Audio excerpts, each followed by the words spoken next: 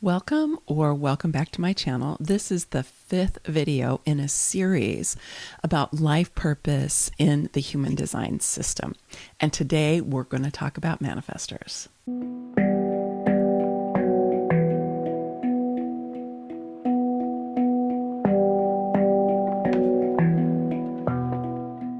Manifestors are about 8 to 9% of the population. So they are the smallest group after reflectors, which are about 1% of the population. And manifestors are unique because they are the only type that is designed to initiate.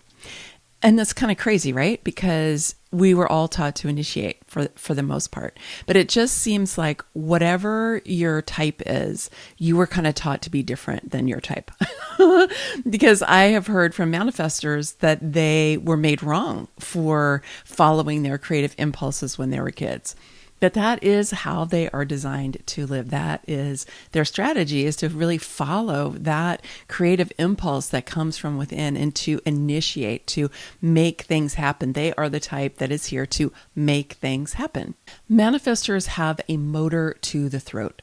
So the throat is a center for expression, for activation, and for manifestation.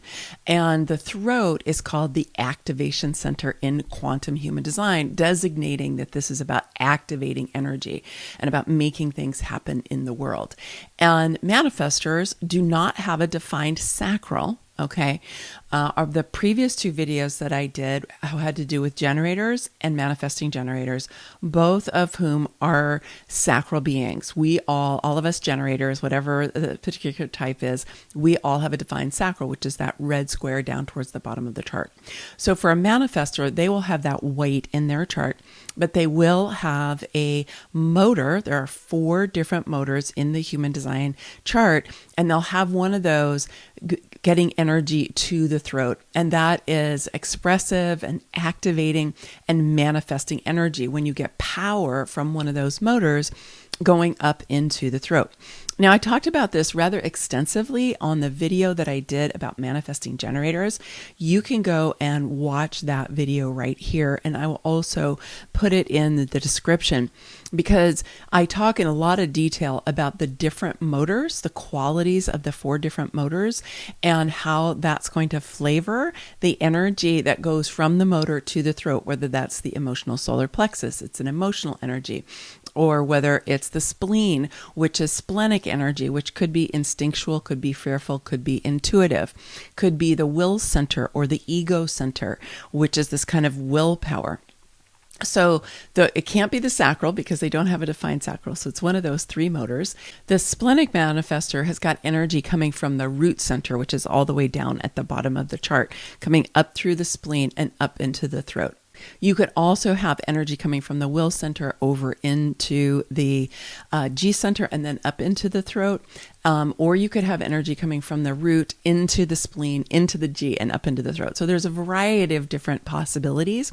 And like I said, I go over that in some detail in the life purpose video I do with manifesting generators. So I encourage you to go and check that out because a lot of what I say in that video about manifesting generators is also going to be true for manifestors in the sense that whichever motor has energy going to the throat and whatever the route is going to influence the quality of the type of energy that they have going to the throat. So go and make sure that you watch that video also. But the difference with manifesting generators and manifestors is that manifesting generators do have that sacral defined, and the sacral is responsive. And so manifesting generators do better if they live through response. Yes, they can initiate, but it's best if they first respond and then initiate. Whereas for manifestors, they don't have to take account of anything else like that. Like they don't have a defined sacral. They don't need to respond. They can actually act on the creative impulses that come directly out of whatever that motor is that it is going to the throat. Sometimes they have more than one also. I had a client who had both the will center and the emotional solar plexus going directly to the throat. Very, very powerful woman. So manifestors are really here to create waves of energy as they are initiating, right? They are working with the flow of life and and they are initiating out into the world. And they create waves of possibility that we as generators and manifesting generators then get to respond to. And also they have those waves of energy that they create help stimulate the invitations that are there for projectors. And so the manifestors have a very important role and a very important purpose when it comes to interacting with the other human design types. Now, according to Ra, the founder of human design, who was himself an ego manifestor, meaning that he had the will or the ego center going directly to the throat, he said that manifestors were the type that had ruled the world for many centuries, and that their heyday was waning, and that as we move into the new era and the new world, that projectors would become the leaders of our time. And I think the world is kind of complicated for manifestors right now, because on the one hand, they do still have this really intrinsic power of their own. And we've also seen a lot of abuses from people with that kind of initiating, manifesting, manifestor energy. And so there can be both distrust of people who have that kind of energy.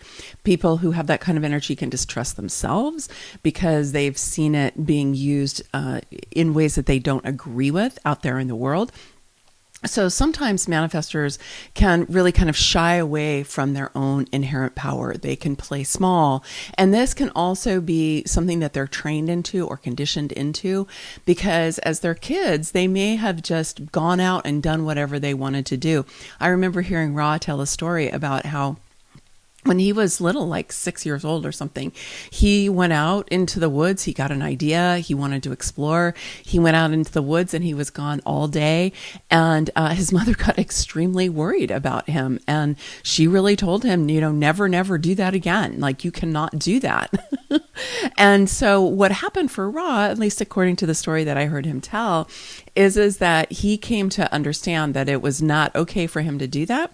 But then when he came to human design and he was developing more material about the types, manifestors don't have their own strategy in the way that the other types do. But what he did is he actually created a strategy for manifestors, which was to inform, right? So if you are a manifestor or you've seen a manifestor chart, you'll see that the strategy is to inform. And the reason that he developed that was that he realized that manifestors were going to do a lot better in their lives if they told the people who are within what we call their impact field, right? The people who are going to be impacted by their activities, what they're going to do.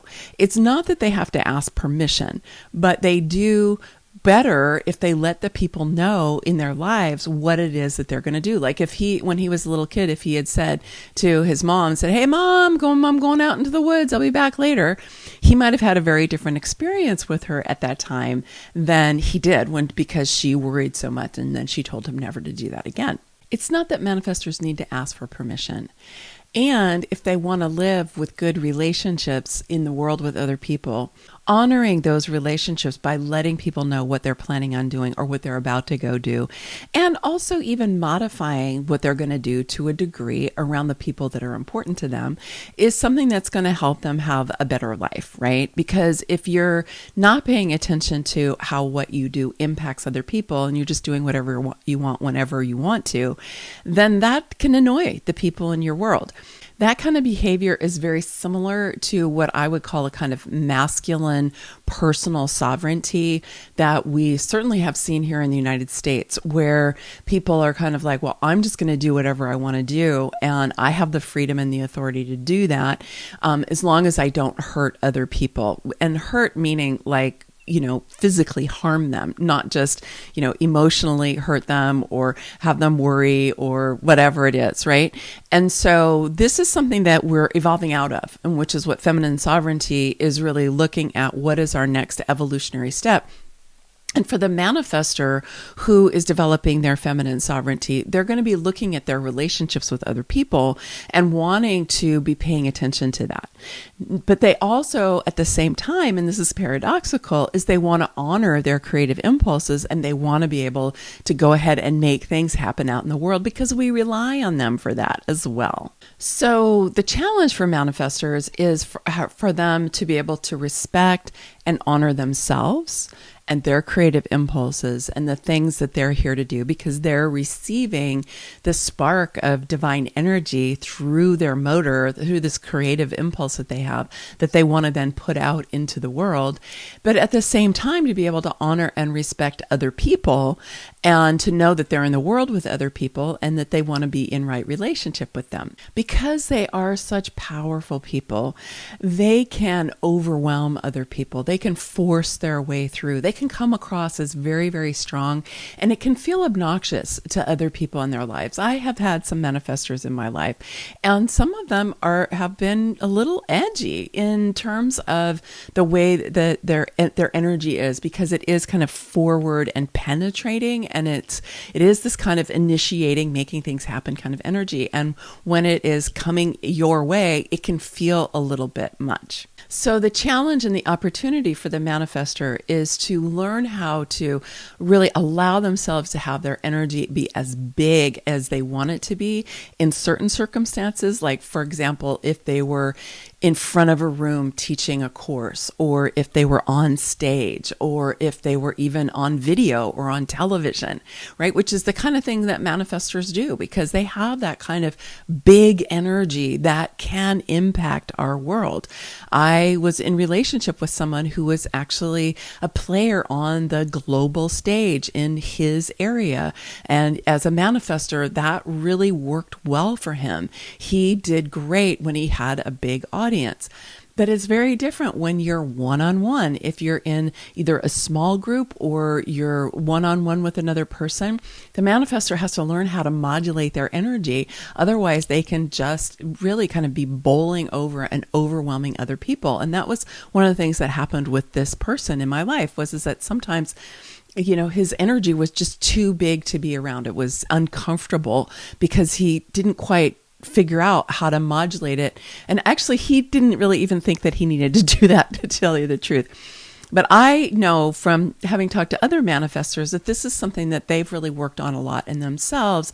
And so learning how to manage their energy, how to harness and direct their energy so that it is going where they want it to, when they want it to, and it has the size that is appropriate for the specific situation. I did a reading for a woman who was a manifestor, and her husband was a manifestor too.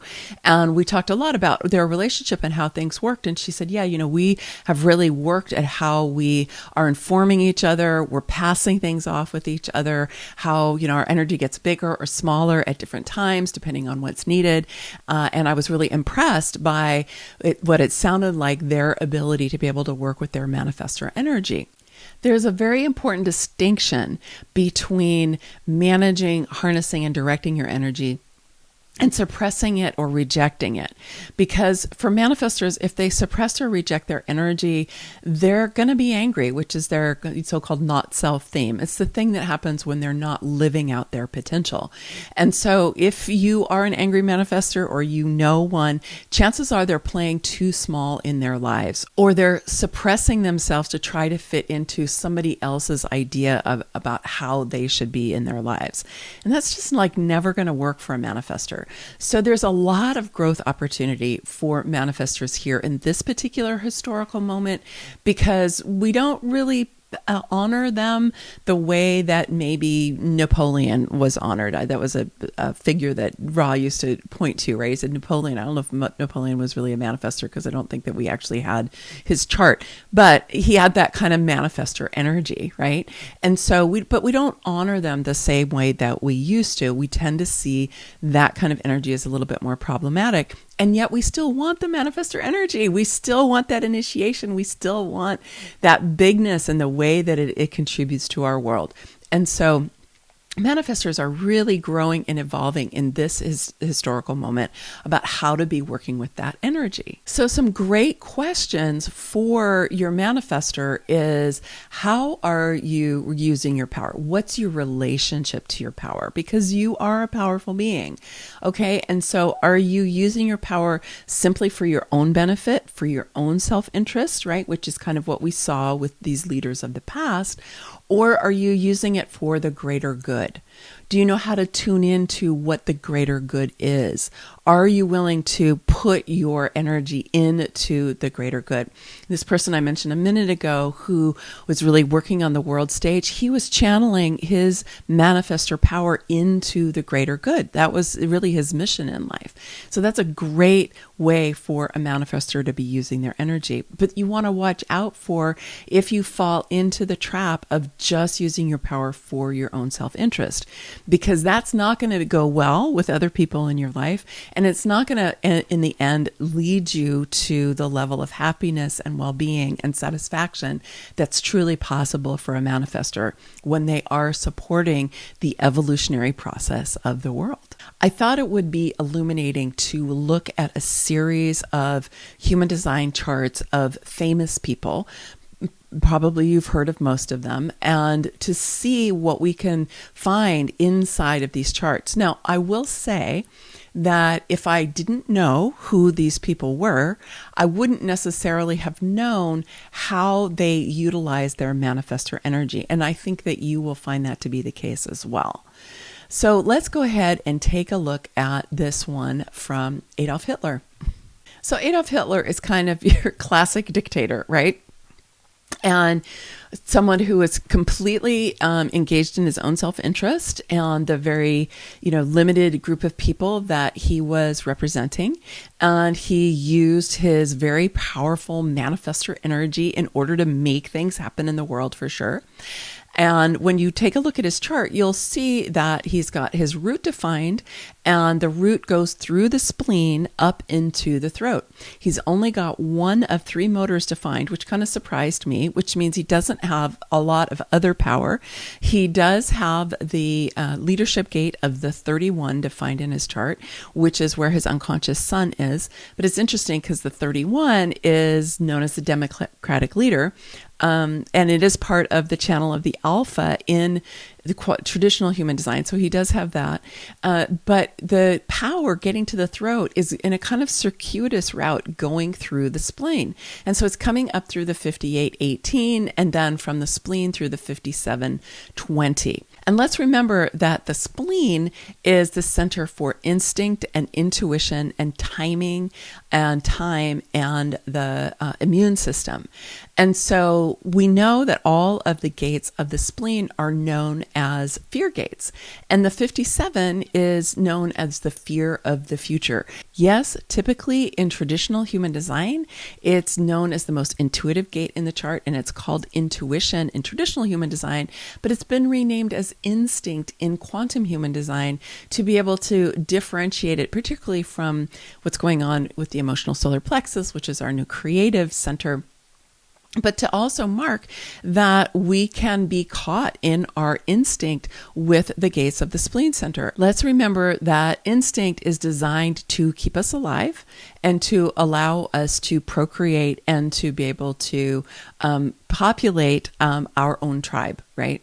And this is not tribal energy, it's individual energy. So Hitler is here powered by this individual circuitry, and he does have the gate 20, which is on the throat, defined 3 times in his chart. You'll see Pluto is there twice and Neptune is also. But he really did not take account of the 20 because the 20 is patience. 20 is all about right timing.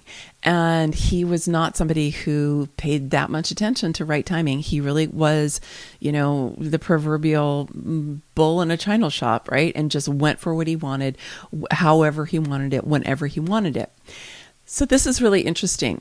The channel that he has going from the root into the spleen is known as the channel of judgment, right? Because it's the gate 18, which is the fear of getting things wrong. It's traditional human design. It's known as correction.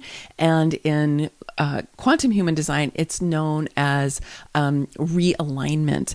And in this very ironic and very distorted way, I think that he thought he was realigning the pattern with his acts of genocide, right? I think he thought he was realigning the pattern of how humanity was supposed to evolve through genocide and through his aim to really take over the world.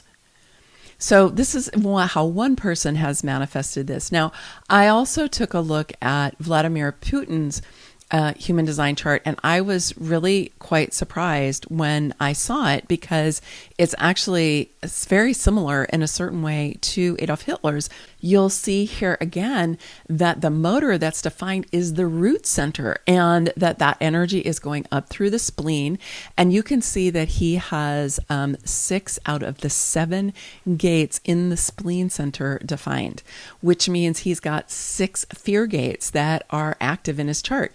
So not only does he have potentially have the fear of the future and the fear of not getting it right, he could have the fear of the past, the fear of doing it wrong, the fear of not knowing enough, the fear that life is meaningless. He's really got a lot going on here that could be driving the kind of behavior that he's doing right now. Then he gets this energy from the root going through the 3254, and it's going into that same channel, going from the spleen center up into the throat, the 5720. Very interesting, right? Not necessarily something that I anticipated before I pulled these charts. Again, he does not have any of the other motors defined. In his case, he also does not have the G center defined, so he does not have a clear sense of his own identity necessarily. This is something that he may have adopted, or he may be changing from time to time. Interestingly enough, he doesn't have any of the leadership gates that I usually see, the 31, the 45, or the 38. Although he has clearly grabbed a hold of that manifestor energy and is expressing it out into the world at this time. Let's take a look at a couple of manifestors who are emotional manifestors, which means that they have the emotional solar plexus connected to the throat. So this is the chart of Krishnamurti, who was a philosopher and a yogi, and was a very, very influential teacher who came from India into the West. And he was told from a very young age that he would be an important teacher, and he was groomed for that profession. But he decided that he really was not all that interested in being that. So after he spent some time being a teacher, he actually withdrew from that and did not continue in that vein. Interestingly enough, he's got the 4323 both in his incarnation cross and also in other parts of his chart. And that is a very spiritual channel in the knowing circuit, where he received a lot of guidance that he used in his philosophical teachings. We also have Frida Kahlo, who has the same channel, the 1222, going from the emotional solar plexus to the throat. So bringing, again, that kind of emotional energy. When I'm talking about emotional energy here, I'm talking about a creative force. I'm not really talking so much about feelings as I am about the kind of the creative life force that we have, that our emotional power gives us. And Frida Kahlo, as an incredible artist who really led the way in many, many different ways for helping us to see the world differently, definitely had that power. She also had 2 of the leadership gates. Actually, all 3 of them are defined in her chart, the 31, the 45, and the 38. So she had an awful lot of leadership energy that she used. And she definitely was both Krishnamurti and Frida Kahlo are examples of people who used their manifestor energy to be able to create those waves that influenced so many of us in the world. Okay, let's take a look at a couple of other creatives who have a little bit different configuration in their charts. Here's Susan Sarandon. She is an actor. And she has the will center or the ego center going directly to the throat. You can see she's also got the 31, the 45, and the 38 all defined in her chart too. So she's got a lot of leadership energy as well as being a manifestor. And you can imagine being a successful actor for so many decades, really, at this point, the way that she has. She's had so much power to be able to be manifesting her career. And not only her career, but she's been a very powerful activist for many years as well. So she's another example of somebody who has taken her manifestor energy to create these waves that the rest of us get to respond to. We also have Maya Angelou, who was a writer, again, very, very influential. She also has the 2145, which is connecting the will or the ego center directly to the throat. This is known as the money line in traditional human design. And it's a powerful tribal energy, just like Sarandon, same with Ra. He had the same channel defined. And so this is an energy that, again, she is very influential, helped to present new perspectives to us, new possibilities. Her poetry and her writing have influenced generations of people and have helped us to really transform the way that we think about many things in our world. And for our last two, I want to show you Al Gore, who also, actually the last two also have the same channel of this 4521, which again is just a super powerful energy. And here's Al Gore. So he's got that 45, which is part of that particular channel. He's also got the 38. As several of our other examples did. That 38 is known as the Martin Luther King gate. It was known as the fighter in traditional human design. It's been renamed as the visionary leader in quantum human design. And it is this energy to know what's worth fighting for. And Al Gore has been such an incredible example of that, where first acting as vice president and then being the person who really was telling us about climate change long before anybody else was paying much attention. And he has worked tirelessly through his life to be able to help us to understand that, again, creating many, many waves that the rest of us have to respond to. Notice he also has that 4323 that Krishnamurti had. He doesn't have the 31 defined, but interestingly enough, he does have the 7, which is the mate of the 31, which is all about collaboration. And it is the kind of perfect vice president gate, according to traditional human design. But I want to underscore here how much he has been an advocate for collaboration, for us all to be able to get together, to be actually paying attention to what is happening to our ecosystem. He was the first one to really popularize and show us scientifically data around global warming.